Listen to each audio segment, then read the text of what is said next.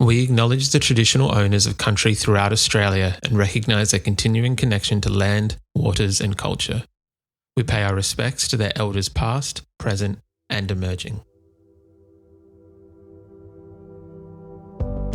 Welcome to This Song Is Yours, the podcast where we explore the art of songwriting, celebrate incredible artists and dive deep into the stories behind their music. I'm your host, Simon Fink, and as always, thank you for joining us. Our guest today on the podcast are New Zealand Aotearoa four-piece Phoebe Rings.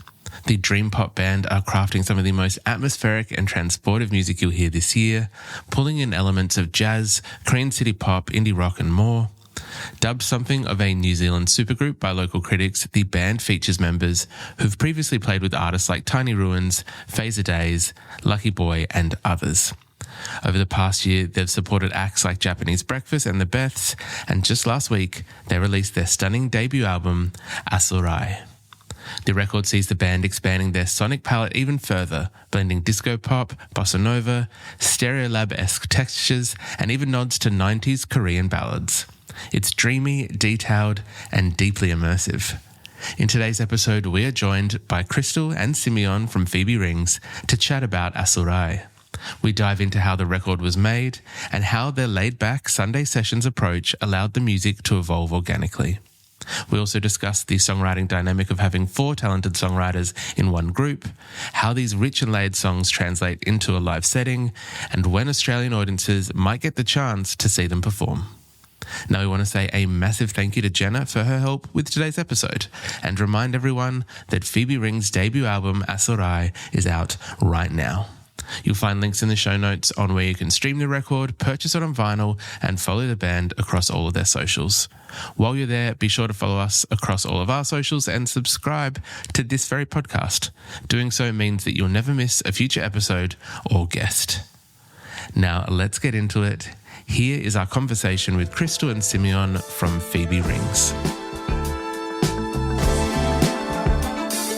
Well, I've been trying to find my way. My mind is like a maze, I can't escape it.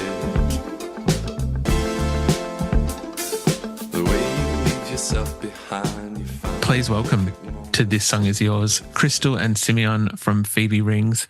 Hello team, how are we? Hello. Very good. Thank you very much. Thank you. That is good to hear. Thank you so much for coming onto the podcast and having a chat with us.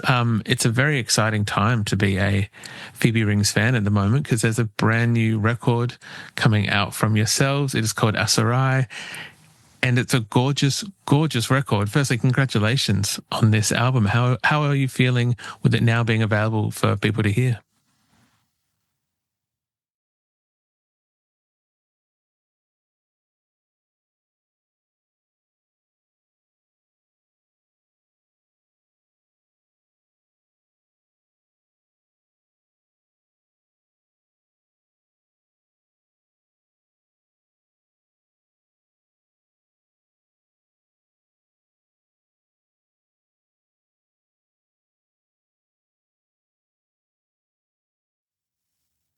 $100%. Is that the same for yourself, Crystal?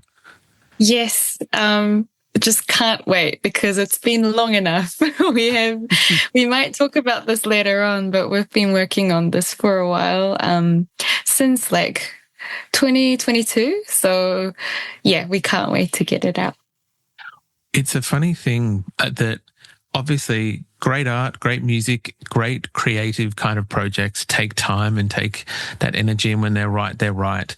And it's always this funny thing, especially with musicians, you create something and then you kind of sit with it or even sometimes put it away for a number of months/years until you're able to share it. And from all accounts that I've heard and read and listened to about this record is that you guys have been sitting with it for a while. So I imagine there's a sense of relief as well and excitement when it is time for this record to come out. We can even kind of get into it now. I was wondering, Crystal, whether you might be able to explain to me what the Sunday sessions are. I heard that the album kind of took place across various weekends in New Zealand where you guys recorded it. Yeah, that's correct. We had the Sunday sessions indeed at Simeon's studio for, I would say, about at least 3 to 4 months. we gathered probably around like late morning, and then we continued until evening, basically working on any kind of layers of the song, and would have everybody in and try and be, producers of their own song, and anyone can jump in really. But yeah, do you have anything to add to that, Simeon? It's really funny. It's really funny because like there's so much of it that I like don't remember anymore, and there's a really funny thing where I'm in charge of the social media now, and I'm like kicking myself because there's like so little kind of documentation of that time. Like we don't have like heaps of videos of what we were doing or photos. It's like it's very murky in my mind, I think. Okay, I've got one idea for you, your socials. Yeah. I think, and it came from you actually, because Simeon is really good with making Google Sheets, look really pretty. Very, very handy task, like very perfect skill. Exactly. It makes you want to actually look at it. And you remember you made the sheet of all the arrangements that the list of the songs and the arrangement ideas, like what we wanted to record, like vibraphone or flexitone, or Yeah, I think maybe Alex made that sheet, and I think I went in and maybe color coded things. I think is how I remember. yeah. I went in and maybe edited it a little bit. Yeah. That was there were a lot of Google Sheets. It helps keep everything on track, and I think it's sometimes even the aesthetic of a document in something like that can help bring it to life, make it a little bit more aesthetically pleasing to get, as Crystal said, to make it people want to kind of look at it and read it. So look, I'm very excited that we've got the album now, that it has been obviously a while in the works, but it is this gorgeous slice of like dream pop, soul, elements of jazz, little bits of R&B, city pop. When you were sitting down and across those years creating the record, at that point, was there an intention of what you wanted to put out with the album sonically, I guess? Was there discussions of the genres and the sounds that you wanted to cover, or was it as you kind of got to each song and each band member brought a new idea to the studio, to the band, that you then kind of just fleshed out different ideas from there? I think there were some songs written already after we recorded the EP, and like the song Aseurai was one of them. And I think, we never really talked about exactly what our direction was going to be, except that I didn't want to just write the songs all by myself anymore. And I suggested it to the band, and they were all very, positive about that. And then I think what I remember from Alex and maybe you, Simeon, was that you were kind of having that, we had this kind of sonic template almost made from the EP, and then, just being a bit conscious about that when you were writing the songs kind of made it a little bit more coherent. Yeah, it's definitely like trying to adopt your voice and style a little bit. And like, I think we each have the places that we like to lean on our songwriting. And I think you can definitely hear that. You can definitely hear the difference in the songs. And if you know enough about us, you will be able to be like, oh yeah, of course you wrote that one. That's what you do. But yeah, it was about kind of, I don't know, I guess it's like the freaking the MCU, like this is the Phoebe Rings cinematic universe. We're just trying to bring it all under that umbrella, I guess.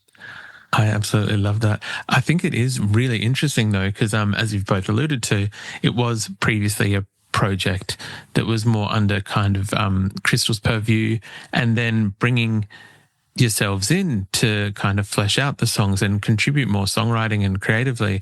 I imagine from both sides of that, it must be a very kind of interesting experience, because you've already got your own pre-established projects and songs and things like that. And for you, Crystal, Phoebe Rings is already kind of established and you've got that.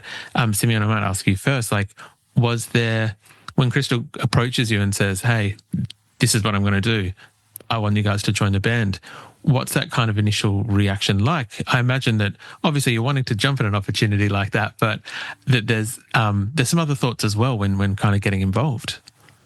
Yeah, well, from I've told this story a few times. From like the very beginning of the band, the inception, I actually approached Crystal. I think there were two things going on. I wanted to do a song for a solo project of mine with Crystal, and I was also like, if you're doing anything else, I like want to be involved in that. And it just so happened that was kind of what Crystal was going to do anyway.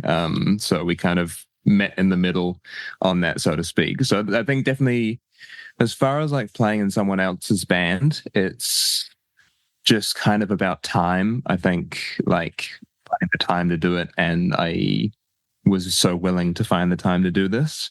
As that kind of morphed into contributing more, there's definitely a fear of like there's this beautiful thing that exists in the EP, and like not wanting to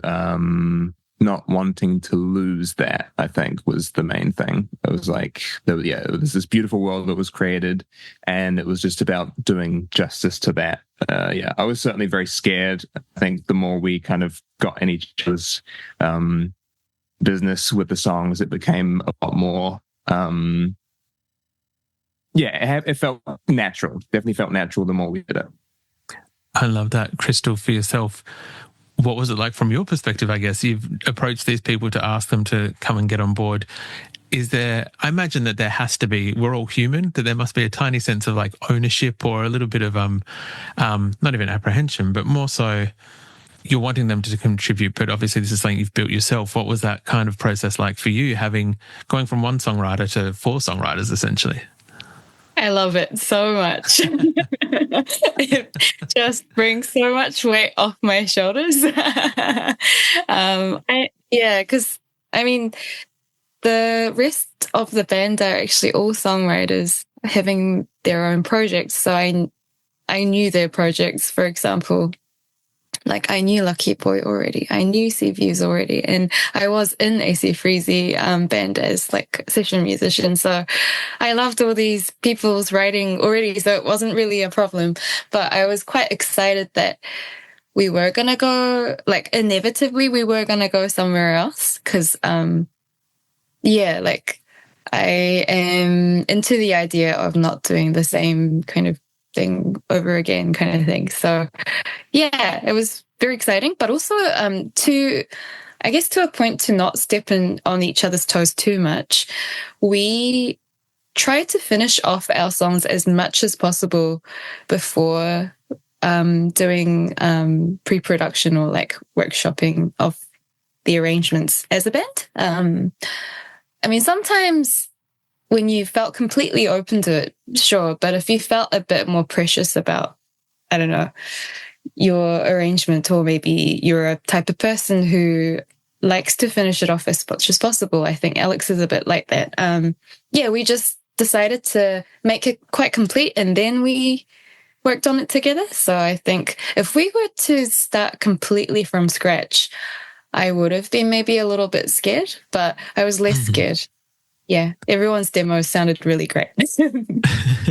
Firstly, that's a very good thing to hear. But secondly, I do imagine that must, have a little bit, there's almost like not less room for error, but if they're bringing in what are essentially like semi-finished demos, there's that thing where you can still contribute, but there's still quite a good foundation underneath them to be able to build upon, instead of, as you said, starting from scratch, and which I imagine must be a very different experience in itself when it comes to songwriting with 4 songwriters.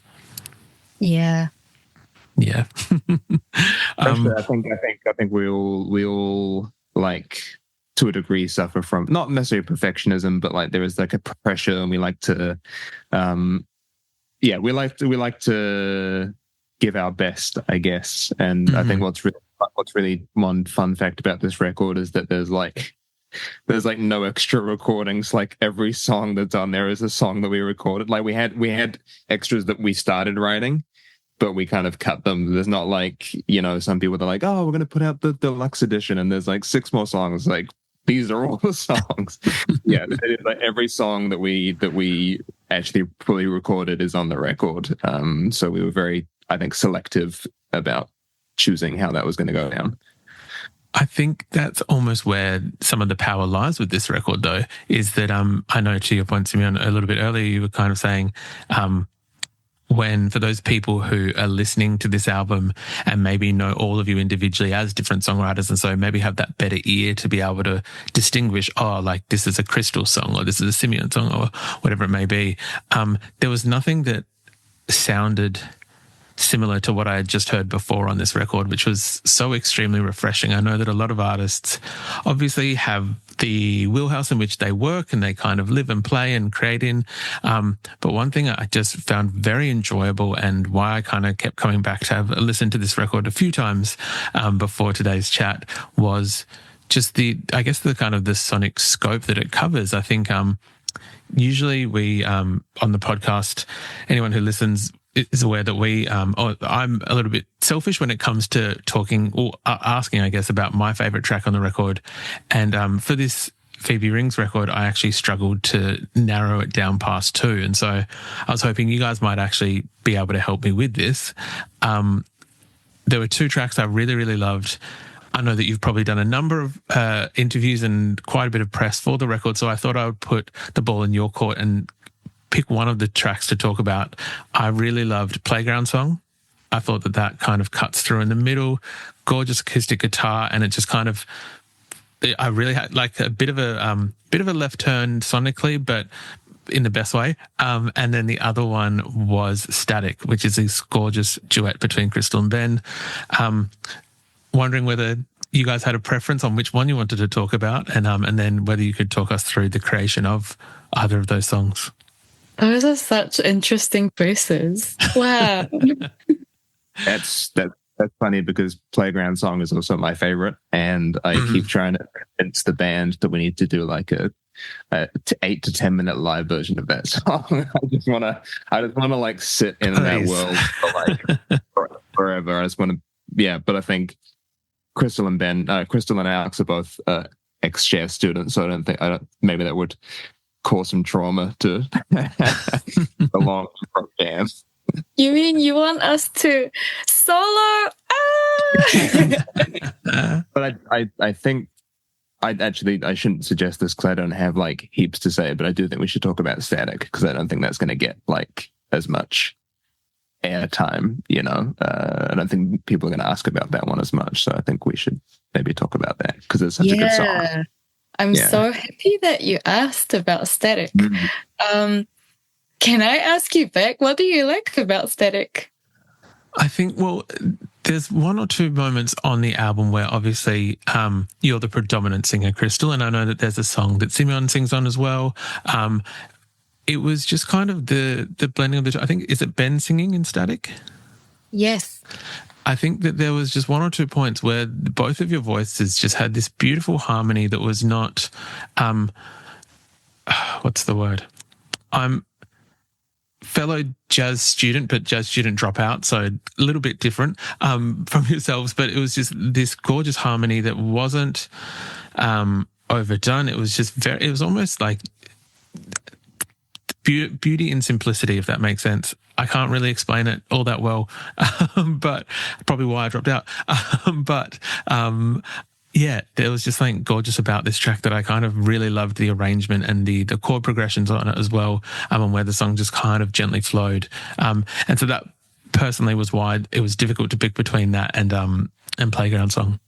Oh, thank you so much. So Static, as you may have guessed, is written by Ben, lovely bassist. And it actually is there's this chord in Static that I love that I can't remember the name of. But I think Ben does like to play that chord. I've heard it in his other songs before, but I just absolutely love that moment he plays it, and it's just like so romantic or something. And also slightly weird at the same time. But Static is a song that Ben wrote the chords to, and he partly wrote the melody, but he actually was open enough, and I thank him for trusting me I just came to his flat and we were jamming, we looped it on Ableton live, and I was just kind of singing, humming along to it, and then came up with some melody ideas, and then Ben just recorded that. And then he wrote lyrics based on that melody.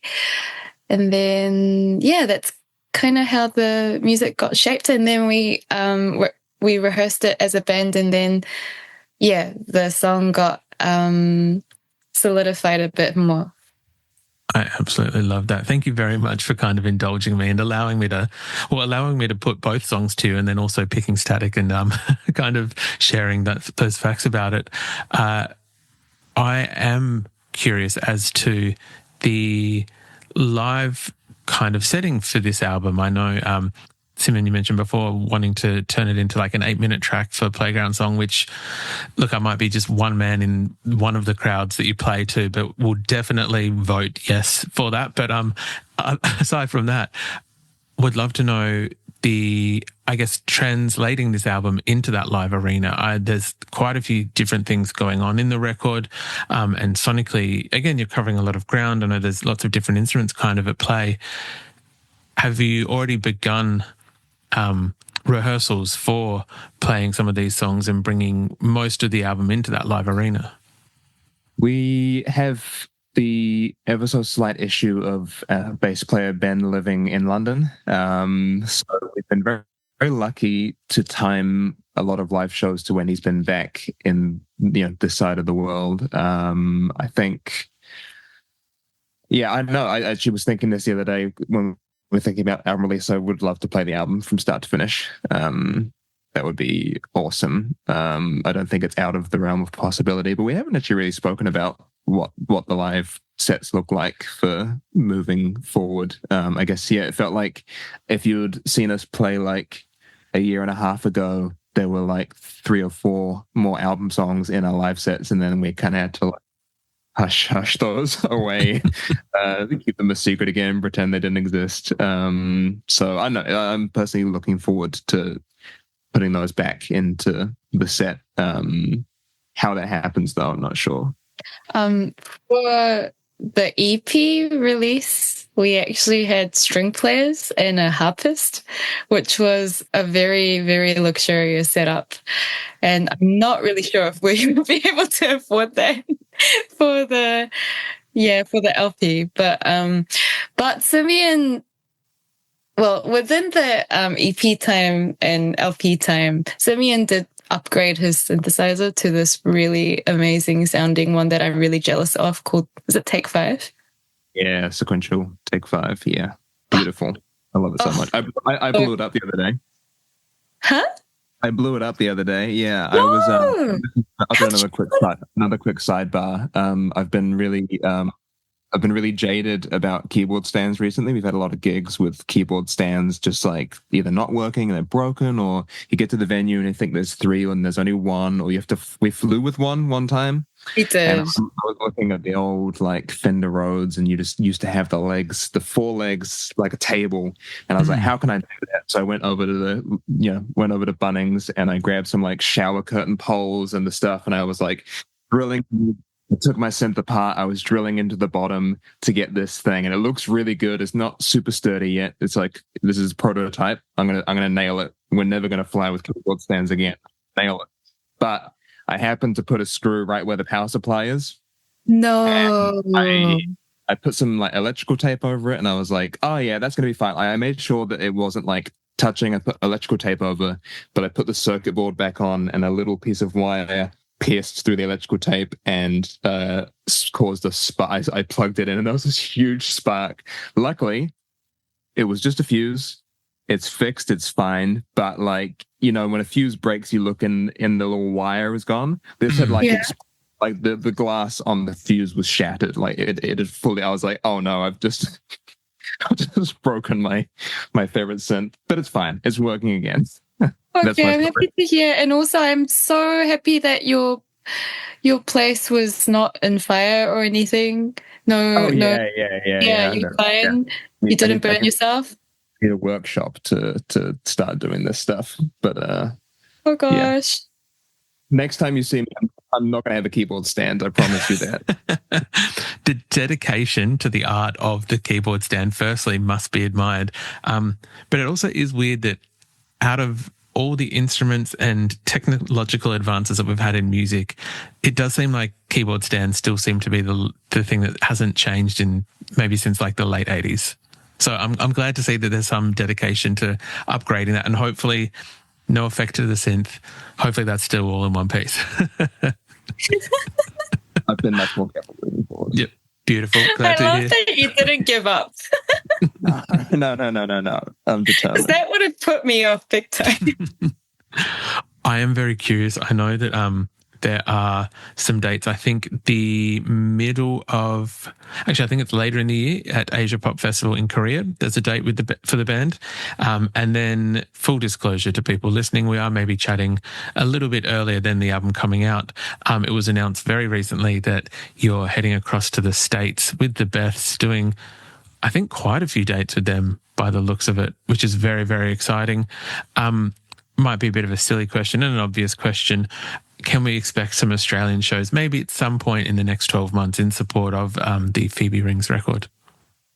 I think we are talking about it. Nothing is confirmed, but we really do hope to fit it in, in the later half of this year. We have some lovely, wonderful, amazing managers that are worth shouting out. Max and Oscar, Reason Why Management, who they're just starting out, and they approached us, and they've been so incredibly instrumental in us getting the admin of this album across the line and helping organize these tours and stuff like that. And they're both based in Australia, so I think they would love to have us over as soon as it's possible. So we have feet on the ground at the very least that would make that happen.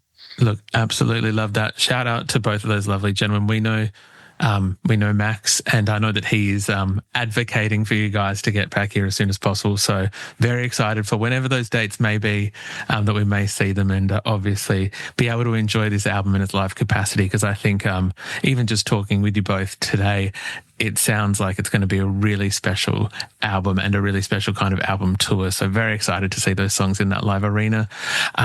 We usually kind of wrap things up with our guests asking about what they're currently listening to in a purely alphabetical standpoint. Crystal, I might start with yourself. Is there anything for you at the moment that you're currently listening to on High Rotation? High rotation.